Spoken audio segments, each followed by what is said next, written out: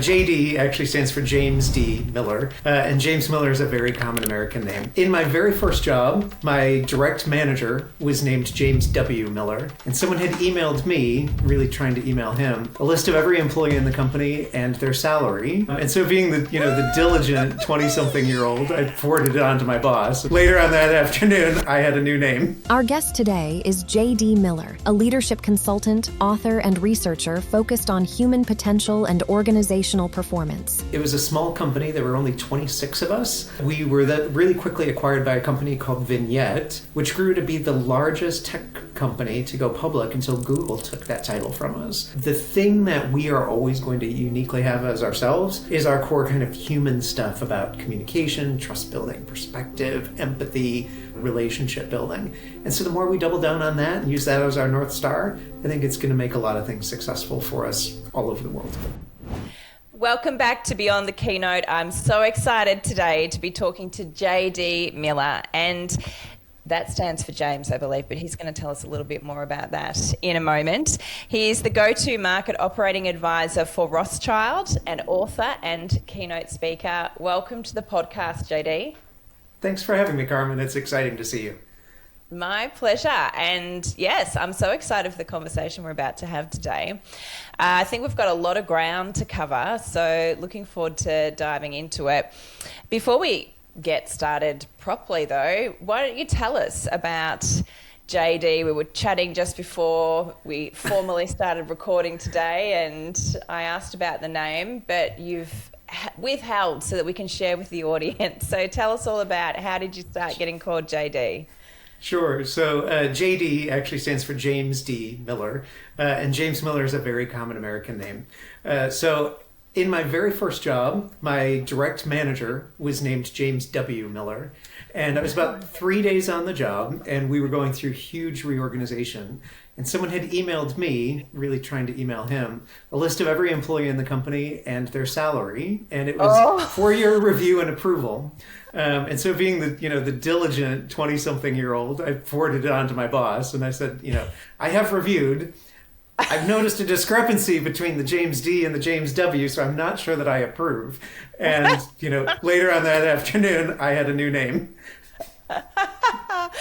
I love that. And good on you for, I'm trying to think of what I would have done. I was a bit of a good girl. So back in my corporate role, I probably would have profusely apologized that I'd even received the email and forwarded it on and said, I haven't looked, I promise I haven't looked. But I love that you just called it out. There you go, right?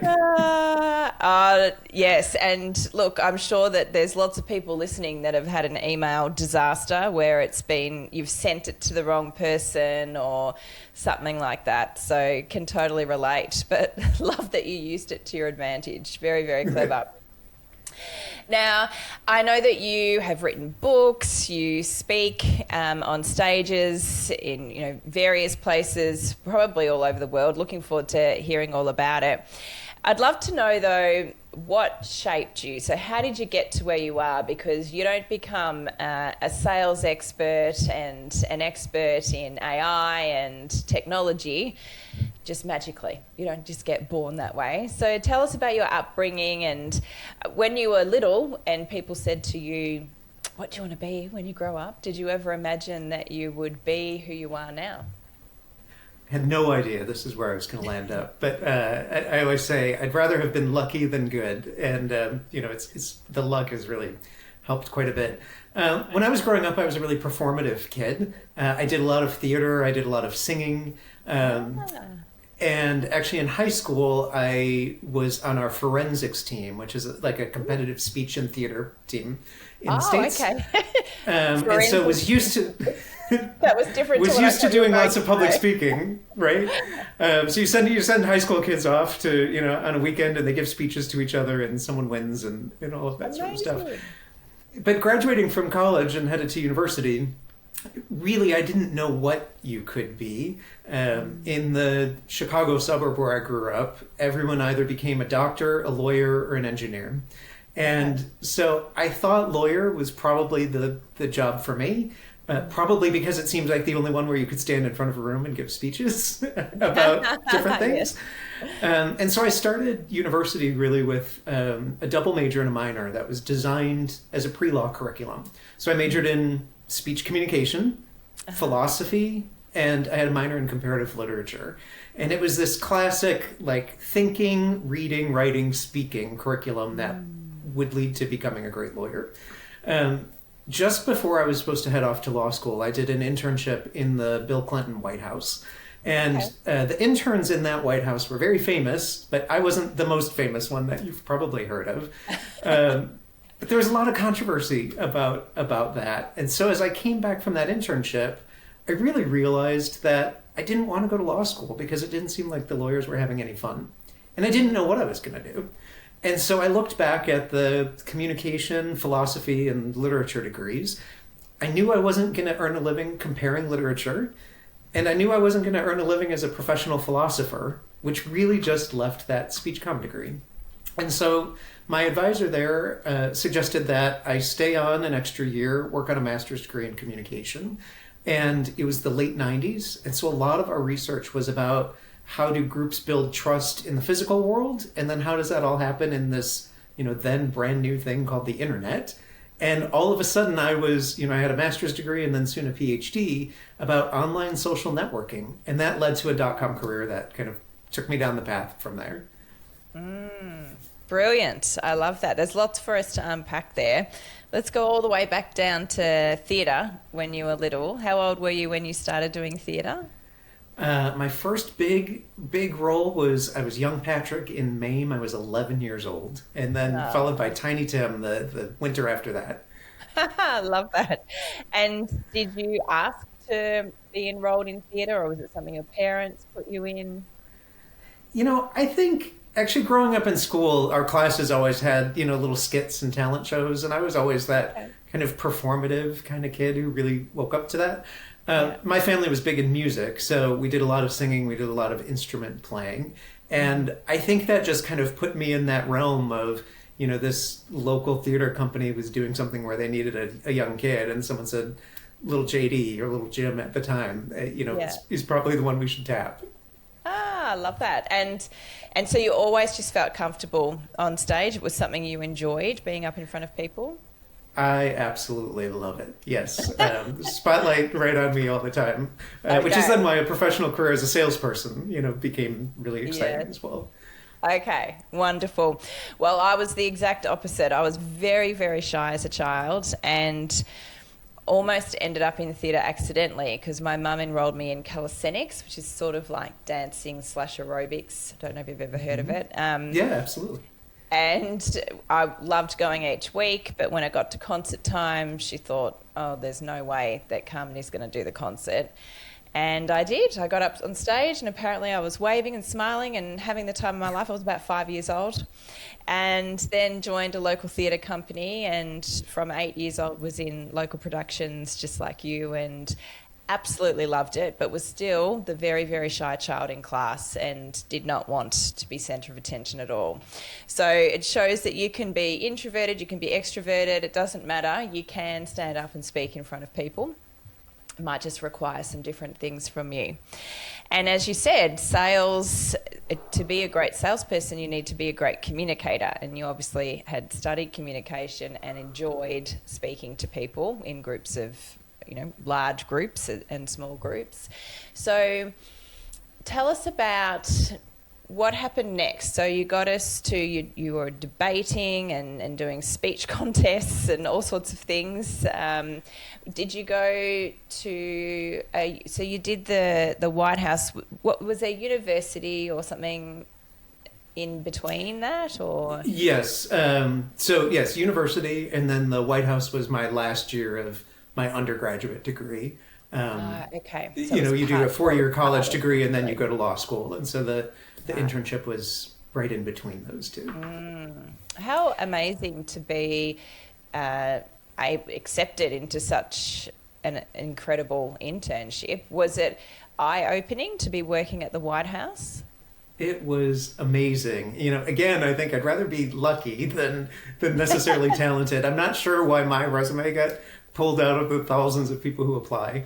But I wound up working in the president's office of scheduling in advance. And really, that's the team that kind of runs the president's social calendar. And so while I didn't travel with President Clinton, when he was in DC and there was a local event, I was the person standing at the front door, giving you your name badge, pointing you to where the restrooms are, kind of doing all of that kind of small talk socializing and kind of keeping the party flowing. And so while it wasn't necessarily performative, it was definitely an onstage type role with, really exciting and interesting people and interesting things to see happen. Yeah.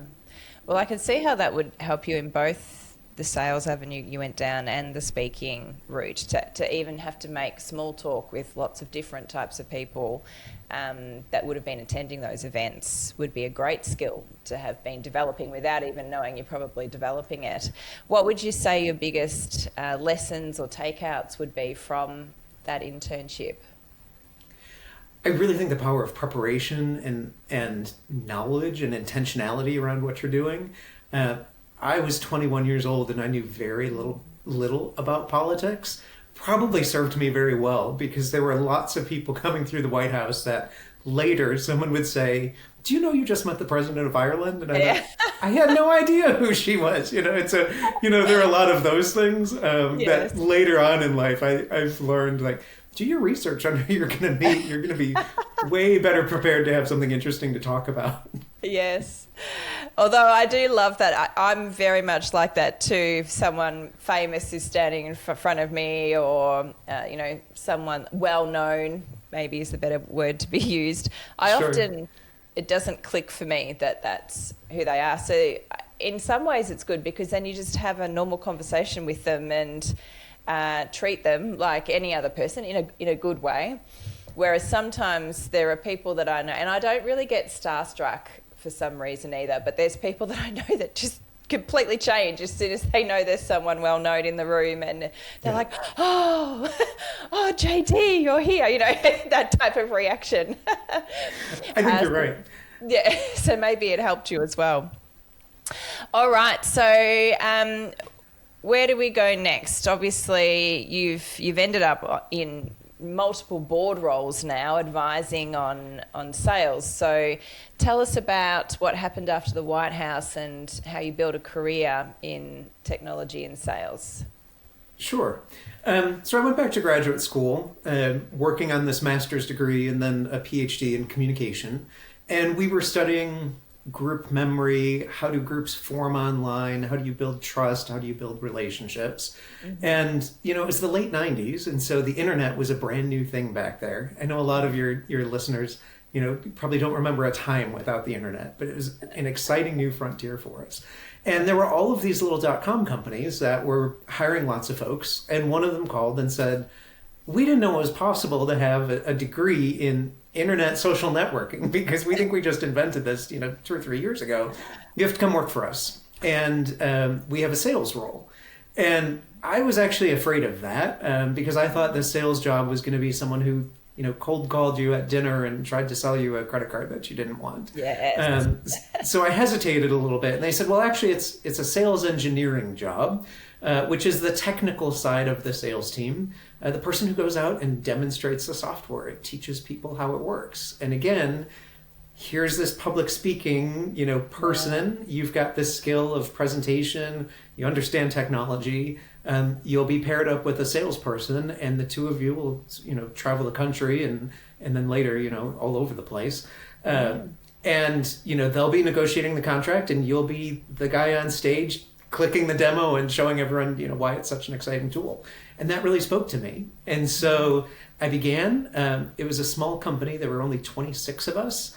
But we were really quickly acquired by a company called Vignette, which grew to be the largest tech company to go public until Google took that title from us. So, 26 employees when we started. 6 years later, I was working for a public company. There were 6,000 employees with a $9 billion valuation. And so it was just, right place and hopefully a little bit of skill, kept me employed. But being in the right place to really see, this huge transition, and then sales just became the career from there. Amazing. What a ride. So what did you say the time frame was then, from 26 employees to 6,000? 6 years. 6 years. That is incredible. Like, to have been on that Amazing. ride. I mean, people talked about the dot-com, boom, and then everyone hears about the bubble. I was fortunate to work for a company that got acquired by someone who survived the bubble and the burst. And so, again, kind of naivete, I left that job thinking, sales is so easy. Like, look at how successful we are. I'm just going to be able to, go to the next company and we're going to make tons of money again and again and again.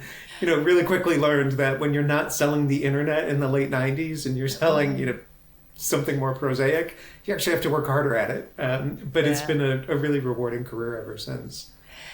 So, okay, being on that ride, I mean, I've worked in corporate and worked for a company that grew significantly in the time I was there, but not that fast. That is very fast to grow that much. So it would have been, I'm assuming, a bit of a roller coaster ride, and you would have had to move fast, constantly moving fast. What are some of the business lessons or even sales lessons that you learnt during that time? Well, I think, the key to sales in general is those core communication skills of perspective taking, empathy, even going back to the White House discussion we just had. You may be a really famous person, but at the end of the day, you're still hungry. You still need, restroom breaks and all of those things. And so, being successful in sales has really been about minimizing me, even though I love to be the, center of attention on the stage. It's minimizing me and my needs and thinking so much about you and your needs. And, how can we play a part in helping you achieve your goals is really ultimately how we wind up, getting sales done. I think the second piece of that is, as we're growing, people wind up in places where they didn't start. And so we always want to treat everyone with, basic human respect.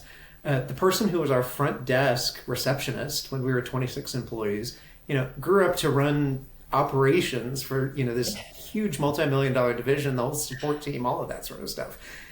It would have been very easy to dismiss her as, oh, you're just the receptionist. And I think people do often, discount those folks or don't treat them very well. And you do yourself a disservice because you never know where anyone is going to wind up and you're going to see them again really soon.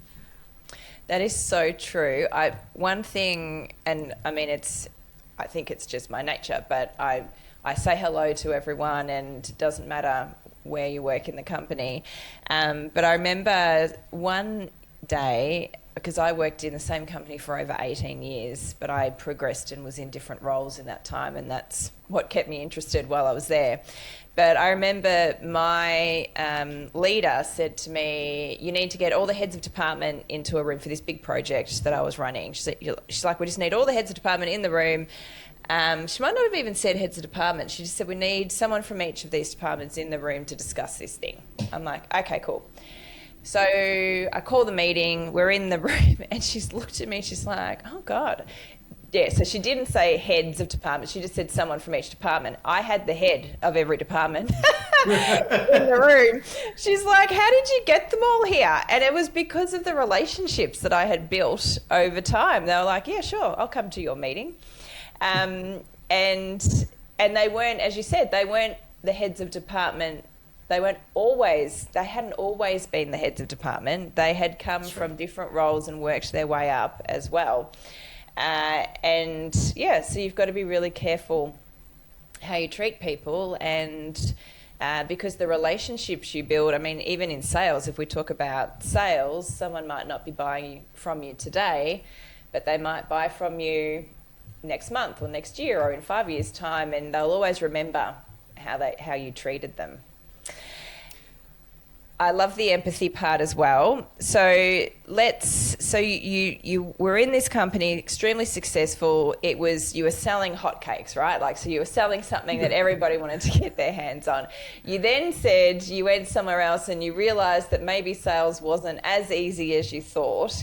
What did you learn in this next phase of your career, and I'm assuming, given you're still in sales, that you decided you liked it somewhere along the line and that you wanted to work on the craft.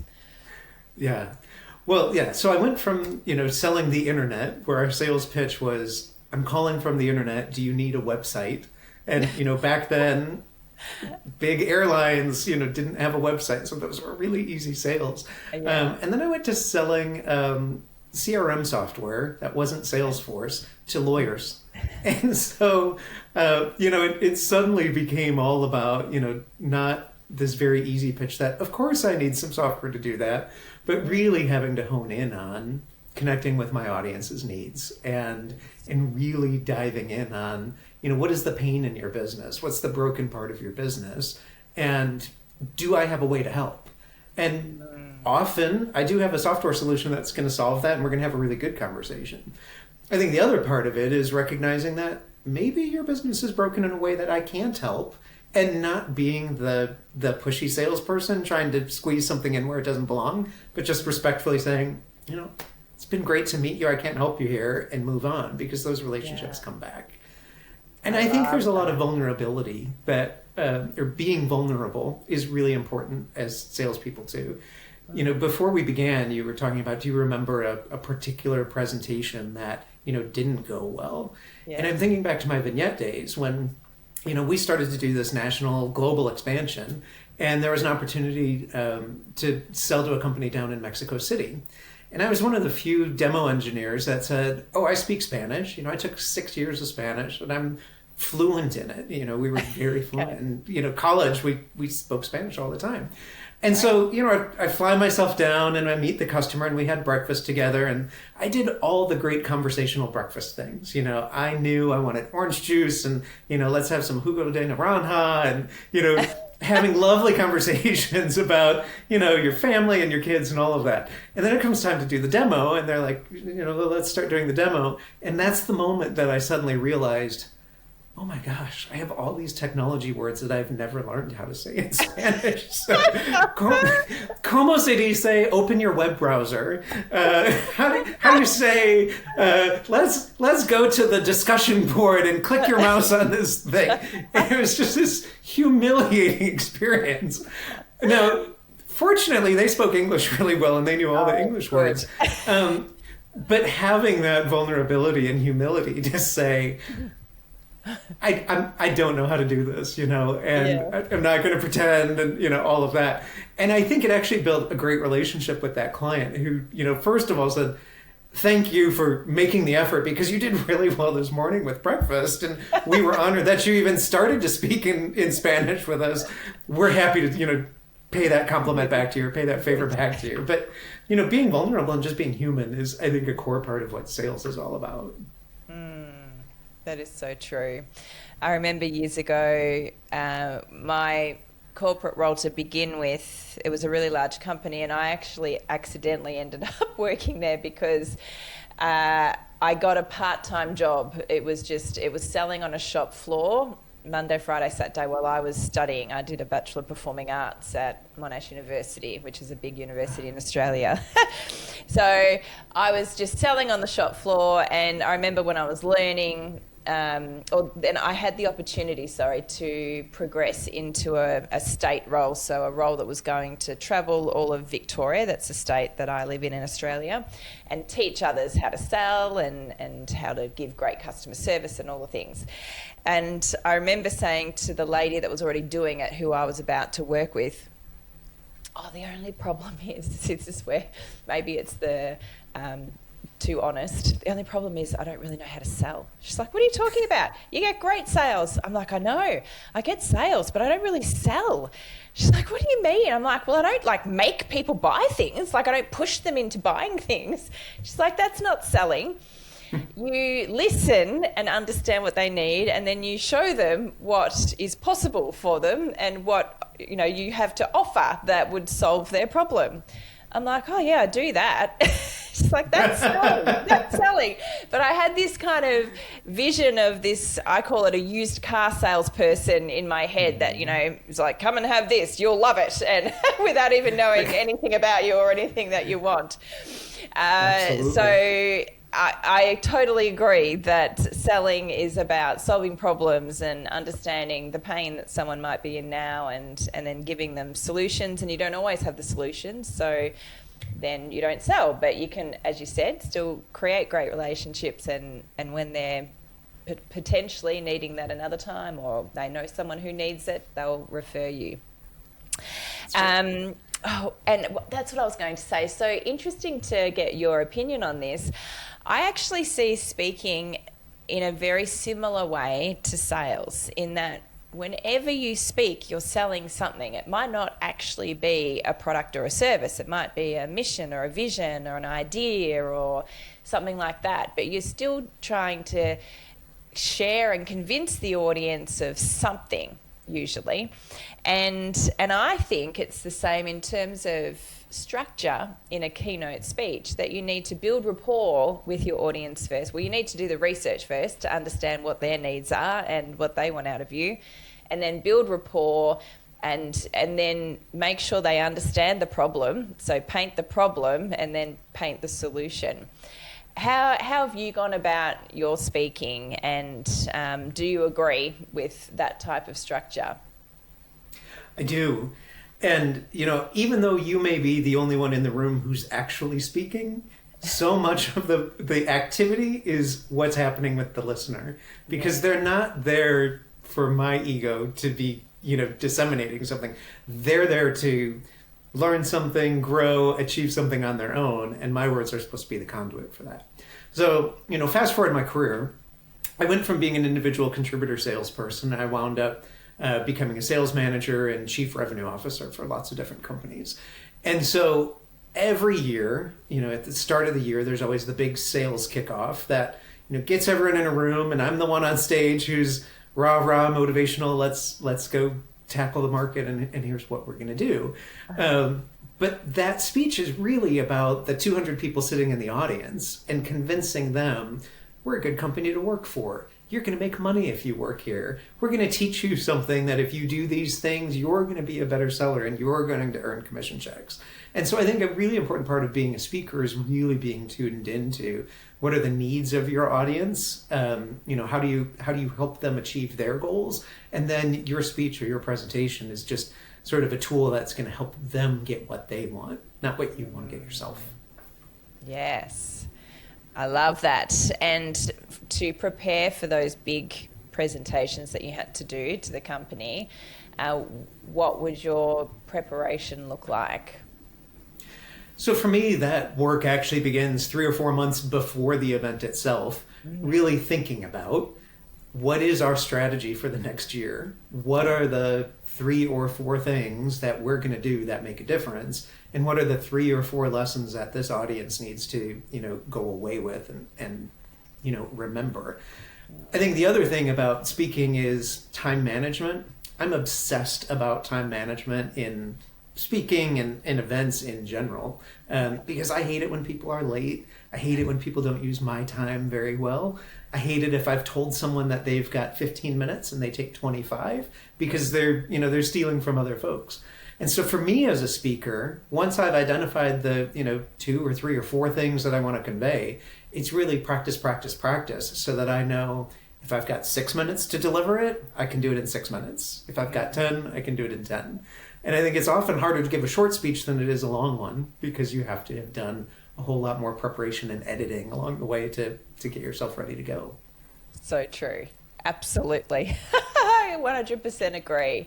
And love that you said you prepare a few months in advance. And I think a lot of people look at great speakers and just think, I wish I could get up and just speak like them.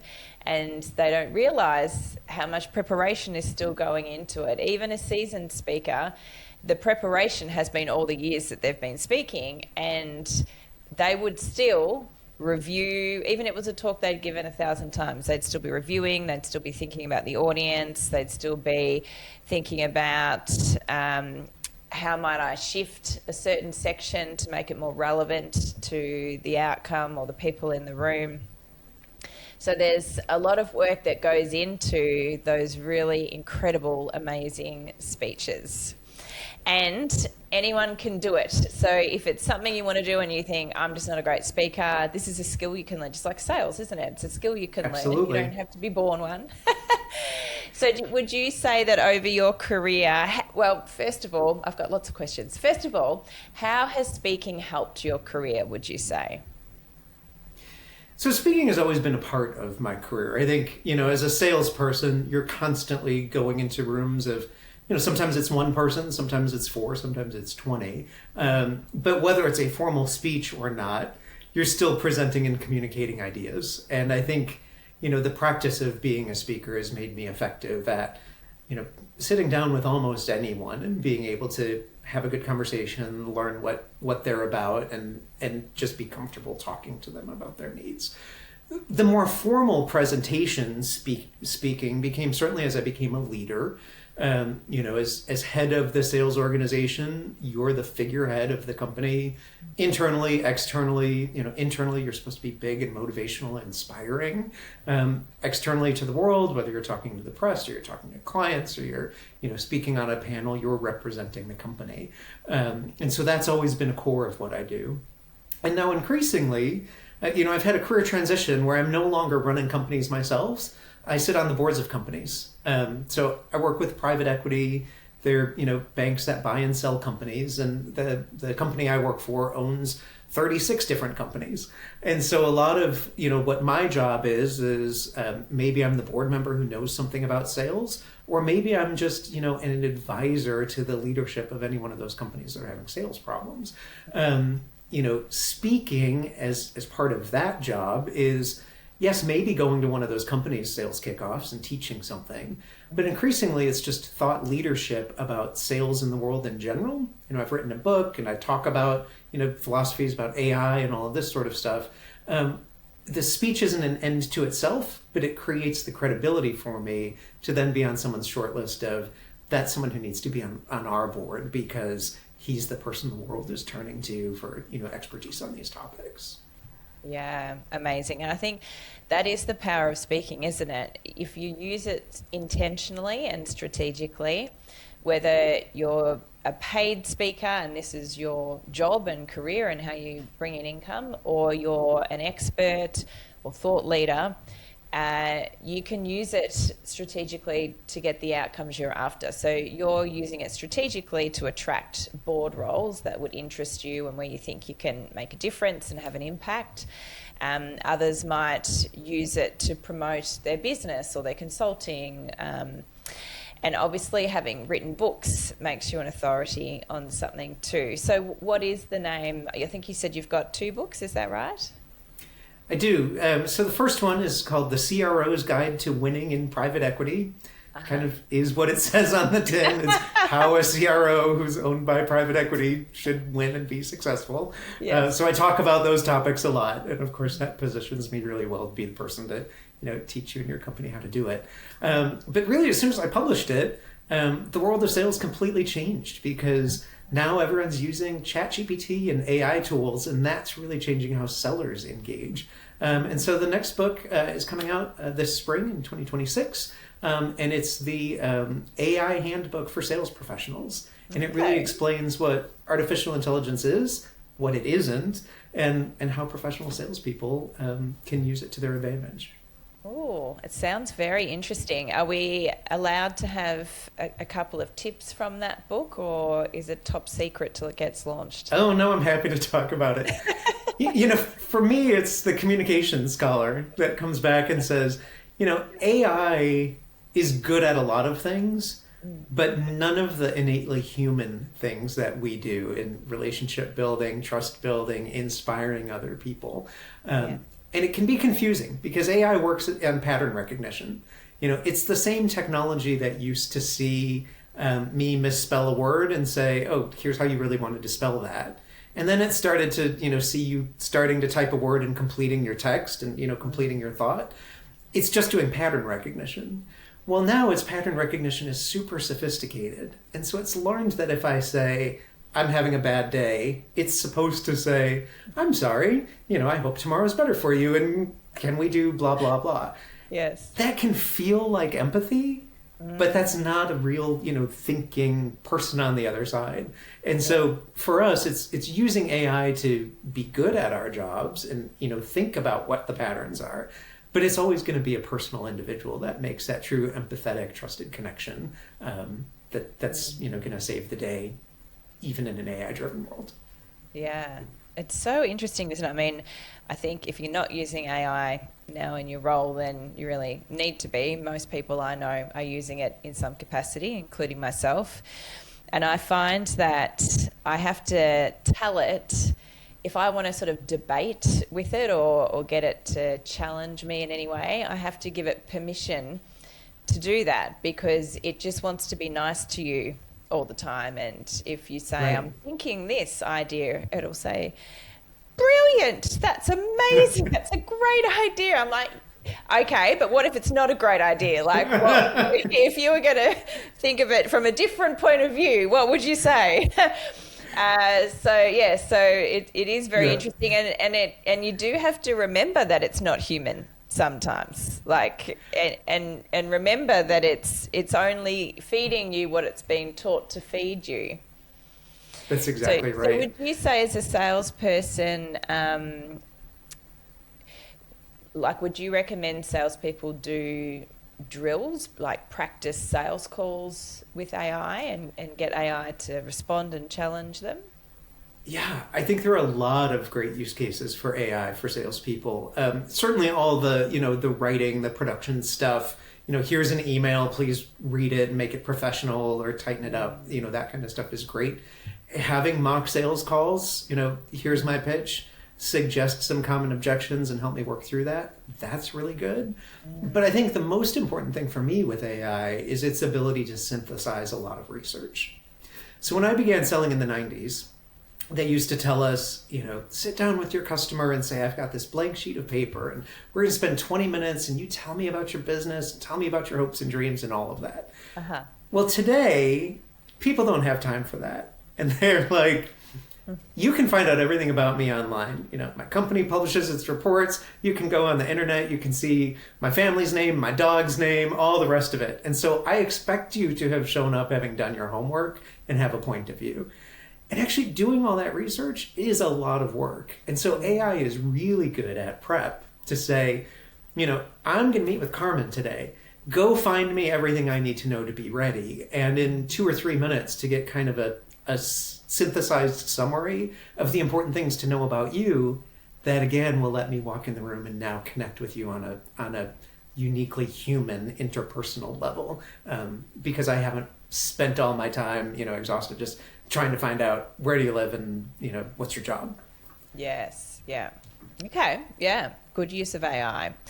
Is there anything else that you think salespeople may not be thinking about right now in terms of how they could use AI to get better in their role? I mean, there are so many, and that's why I wrote a book about it. Yes. I've researched 158 different AI vendors and tools, and so talking about all of those processes. There were that many. It's crazy. Wow. So I've sat through a lot of software demos myself now, but there are tons of processes kind of at every step along the way in the sales process. There's something that AI could do. Mm-hmm. I think the important question that we have to ask is, just because it can, should we? I can have an AI bot come and talk to you and do a video likeness of me and pretend JD's doing this interview. Yeah. Is that the best idea? Probably not. And I want to go back to what you said earlier about teaching AI to not be a sycophant, because I do think that's a problem in the models right now. So I have a standing instruction to my AI tool of choice that says, you are not my cheerleader. You are not here to make my ego feel good. I want you to be an intellectual sparring partner. And so when I have a good idea, I want you to tell me. But when I don't have a good idea, I want you to tell me that too. Don't let me say something or write something that's going to be super controversial if I don't know that and do that intentionally. And so it has learned how to do that. Yeah. I've also noticed now every time I sit down and have a chat, I ask it a basic question like, do I need an umbrella? I'm going out here today, and it'll write back and say, No, you don't need an umbrella. But as your intellectual sparring partner, are you sure that's what you want to have for lunch? So it still is like working out some of those kinks. We're going to get there. Well, that's great advice, though, for anyone listening. Because I think, especially if for some reason you are starting out and new to AI, it does make you feel good. Like, I think it's a human reaction to feel good when someone says, great idea, Carmen, that's amazing, brilliant, unicorn idea. And you're like, oh. So I think it is... But you're going to feel like terrible if you have only spoken to AI about your brilliant idea. And you walk on stage in front of 100 people and deliver a really not great idea because you think AI is applauding. Then you're going to get some very different feedback. That's right. From your audience. Let's jump back to speaking for a moment. You mentioned that you've spoken in front of, really small groups, really large groups. Do you have a preference, and have you found that you have to either prepare differently or deliver differently if you're in front of a really large group versus a small? I think smaller groups, you can be a bit more informal and a bit more interactive. Mm-hmm. Certainly the context of speaking to a few hundred people or 1,000 people, you're in a pretty regimented environment. There's a lot of other stuff going on around you that, you really do need to get off the stage and stop talking because they need to go have their coffee break or, all of that stuff. I think with smaller groups, you can be a bit more relaxed, a bit more, I don't want to say unprepared because we should always be speaking with intention, but you can be a bit more free flowing and have some more back and forth. And so I like both of them for different reasons. But those core skills about what's your intention, really important no matter which way you're going. Yeah. And you mentioned timing earlier. I think this is a great topic, actually. I've had some interesting experiences with timing, even as an audience member. Have you ever had someone at a conference that you're running or a conference that you attended as a speaker that did go quite significantly over time? And tell us whatever story you just thought about there in your mind. Always. This is my number one thing when I'm putting together conferences, talking to people about time limits. And, the reason people go over is because they haven't practiced and they haven't prepared and they think they're going to show up and just start talking. And usually it's the CEO of the company who people are afraid to say, you got to cut it off. So, a couple of tricks for that. Certainly before it begins, when I ask someone to speak, I'm very clear with them about how much time they're going to have. I tell them that I've got to see their presentation a week or maybe 2 weeks before, and I want to have an early dry run with them. And then on the event day itself, certainly at the foot of the stage, we have the confidence monitor that they can see their slides or whatever they're speaking to. There's a countdown clock. I have the clock go a little bit fast so that, they're getting the flashing red light. You've only got a minute left when maybe they have 3 or 4. But it's also, and often again, because of the role that I'm the MC of the day, whether it's the CEO or not, when we get to that end point, I'm going to walk up on stage and stand next to them. They're going to talk a little bit more. I'm going to put my hand on their back. They're going to, if they haven't picked up the clue, eventually I'm going to shake their hand and walk them off the stage and say, thanks so much. They have so much more to share with us, and we're going to pick that up in another session. Yeah. Because there's someone else equally important who's got something else equally important that you need to hear from now. And so let's keep this moving. And I think, that's made my events work really well for me. Great tips as the event organizer to have all of that in place. And I think for those of you who are listening that are speakers, this is part of your responsibility as a speaker, is to speak to time. And I remember being at a conference prior to me running Illuminated Story when I was in corporate. I had to fly across the country and speak on behalf of the company. And I think I had a 15-minute time slot. It was one of the shorter ones, and there were others with 40-minute time slots and all the rest of it. And there were a couple of speakers that got up And they had the 40 minutes, but they went way over time, like a good 10 minutes over time. And the lady running the day just let them. And so and I was the last speaker. And so by the time I got up, people were starting to leave the conference because it was so over time. And I got up and just did my 15 minutes to time. I think I even cut it a little bit to try and make up some time for the conference organizer. And because I knew people were sitting there thinking, I've got to go, because they thought it should be over by then.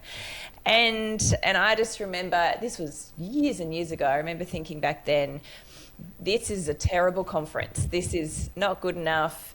And the speakers that went well over should have been wound up and taken off that stage well before the amount of time they were allowed to go on for. It's not serving their audience. And so, you think you're saying something brilliant. Your audience isn't even listening to you anymore because they're like, when am I going to eat? When am I going to catch that next train? And so whatever you think you're talking about is absolutely not getting absorbed. And so it's serving nobody.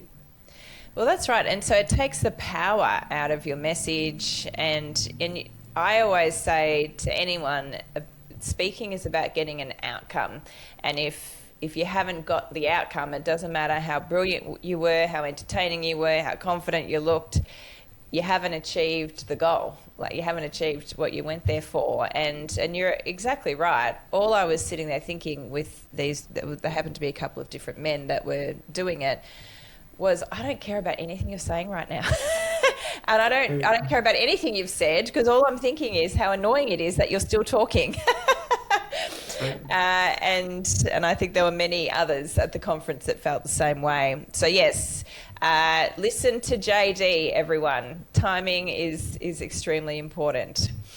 All right, let's have a little bit of fun. You've got a few topics that you speak on. Is there one that you've got happening at the moment that you are particularly passionate about or enjoy speaking on? So I'm actually about 3 months out from giving a TEDx talk. People are familiar with the TED conference. I'm speaking at a mini, so TEDx. And the talk is called Reclaiming Our Humanity in the Age of the Algorithm. And it's all about how do we take that academic world of how do we know about how social networks and influence is happening online, and how do we maintain our humanity in it. And there are a bunch of little stories that I'm excited to tell in the talk. One is about my little rooftop garden, where I put up a Facebook page for the Chicago Bell Garden, just like my little tiny, Chicago balcony that seats 4 people. But because it hit the algorithm in the right way on the right day, somehow the rest of the world thinks that I'm like this vegan food influencer. Okay. And so all of a sudden I'm getting, shipments to my door of like vegan meat and kimchi and vegan cookies with all of these notes saying, I hope you'll sample this for your restaurant and maybe put it on your menu. And if you go find me on Facebook, I have like maybe 40 friends following the Chicago Bell Garden. So it's not a web influencer, but it's this whole thing about when we have, web presences and when the algorithm is running the world, it can get confused and it can get things really, really wrong. And so, my talk is really about how do we reinsert humans into the important parts of that and reclaim our humanity as we do it. Wow, I love that. Can't wait till it comes out. I want to see it. It's one, again, when you talk about time too, the TED industry, they're clear. Those are 18-minute speeches or less, and they prefer that you do less.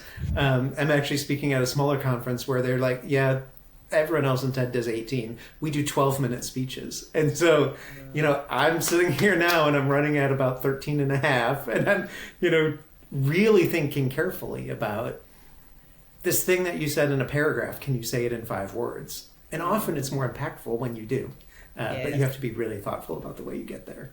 You absolutely do. I agree. The last public talk I did late last year was a TED-style talk, in that it was only 10 minutes and I had to be within the circle. It was a blue circle, not a red circle, Yeah. at this particular conference. And I remember thinking, whew, 10 minutes.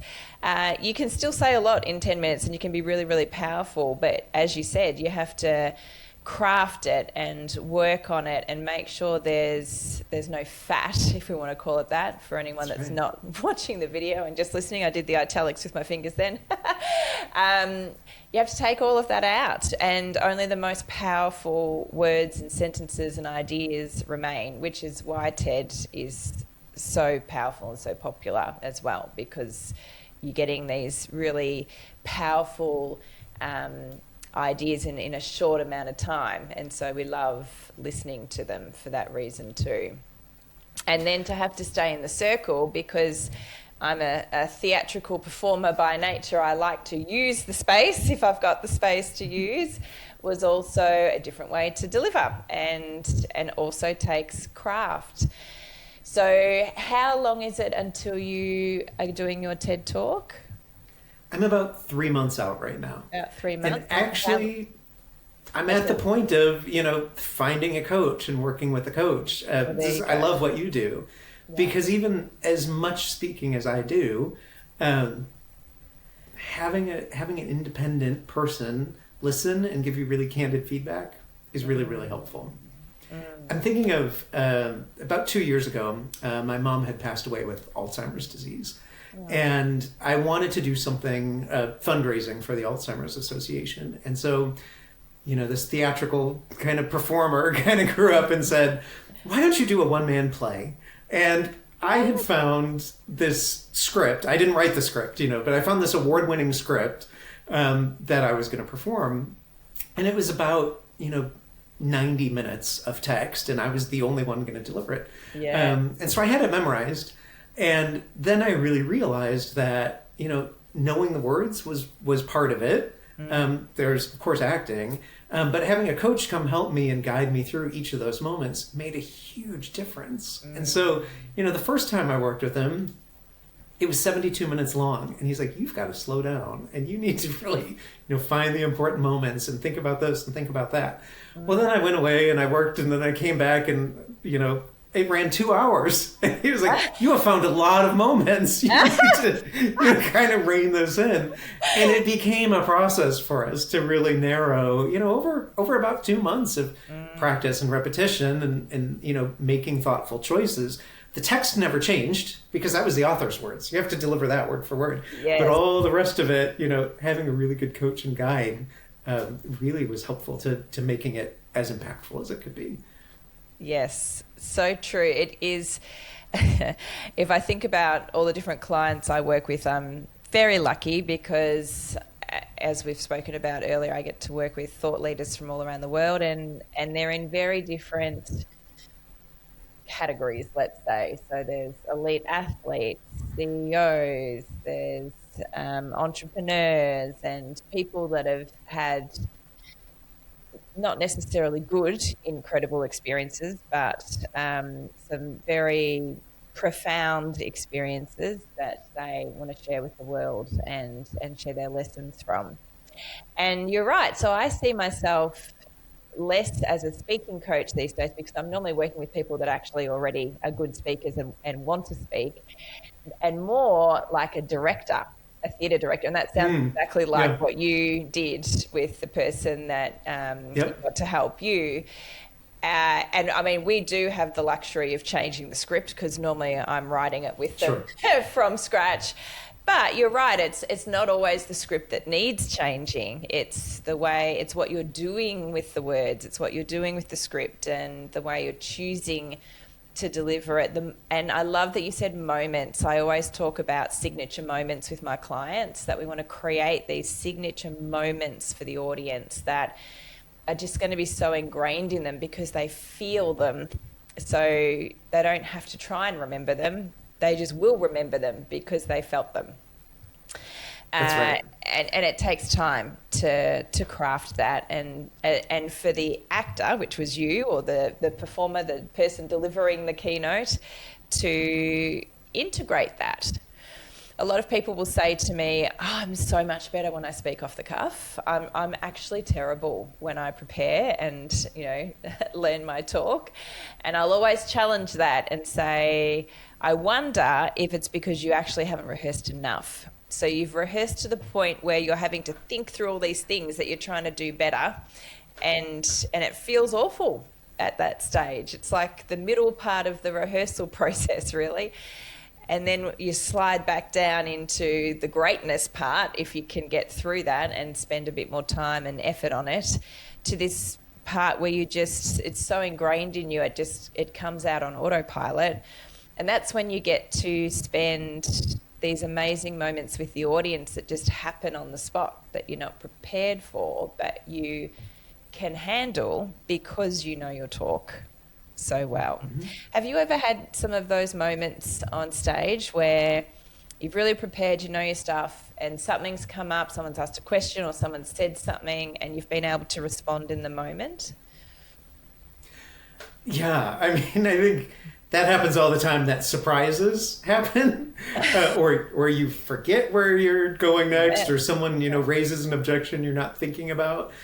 And I think having fallen back on the rehearsal, where you've actually ingrained into your, I say into my body, the idea and the concept, then lets you speak in the moment in a very natural and expressive way. I think about when I was doing that 90-minute play, I would go to bed every night, falling asleep, going through it. And so I found myself at the grocery store, the checker would say something to me and I would respond back, because that's the ingrained response of what this character does in the same situation, yes, without even thinking about it. And so I do think that power of kind of rehearsal and thoughtfulness really makes that work. The other thing I think it does is it's powerful for your audience when you've been really well rehearsed. For me on sales kickoffs, it's not just about my keynote, but it's actually about, the overall week that we're going to spend together. And I really like to boil those down into, really pithy, like what is the one lesson for the week? And so I was working with a company that, really, they had a great product. Their salespeople were really shy about it. And so they weren't, being brave enough in the world. And so, the theme for the week was called Make Some Noise. And, it was about, go and make some noise. Of course, I gave a great keynote about being proud and making noise and all of that. But then also we were able to weave that theme through the rest of the week that, at dinner, there are little drums on the table and someone came in and facilitated a drumming circle. The next night at dinner, we had this flamenco dance company come and do their stomping and their fan waving. And there were fireworks and all of that stuff that I know every one of those sellers still remembers that kickoff and was like, we were making some noise. Why was it we were making noise? Oh yeah, it was about, being proud and brave and the rest of it. Where if you're a speaker who just says, I'm not going to work on that ahead of time, I'm just going to see what flies, like maybe you'll give a great speech, but you're not going to participate in all of these bigger connected moments of the larger thing that the audience needs. So true. What a great example. Well, it has been so great talking to you. I think we could probably talk forever, but I know our hour is nearly up. Is there anything that you would love to leave the audience with? Any words of wisdom, any lessons, stories, anything else you would like to share? For me, it really is, in all of these contexts, the throughput is about humanity. And I've said, my professional career, I sort of have this tagline that I talk about leading at the intersection of business, technology, and humanity. And I think we see that everywhere. Whether you're a salesperson who needs to connect, whether you're a public speaker who needs to connect, whether you're someone who's thinking about AI and technology, the thing that we are always going to uniquely have as ourselves is our core kind of human stuff about communication, trust building, perspective, empathy, conversation, relationship building. And so the more we double down on that and use that as our North Star, I think it's going to make a lot of things successful for us all over the world. So true.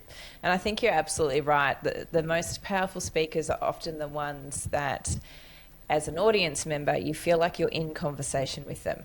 It's like they're just speaking directly to you, even though there might be tens of thousands of people in the room. So I love what you've just said.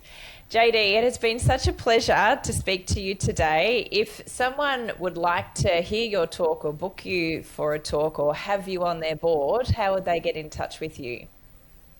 You'll find me at my website, which is jdmillerphd.com, or on all of the socials where I'm JD Miller PhD. Brilliant. Thank you so much for coming on the show.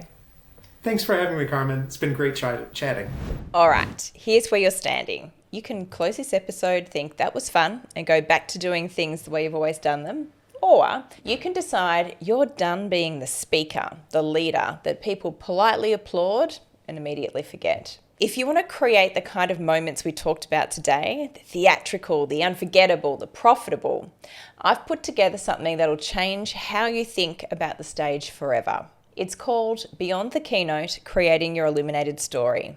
No fluff, no theory, just methodology I use with elite speakers and leaders who are done playing small. Go to illuminatedstory.com/masterclass. And hey, if this episode hit you somewhere, share it, leave a review. It takes 30 seconds and helps more people discover that great speaking isn't magic. It's a game and you can learn to win it.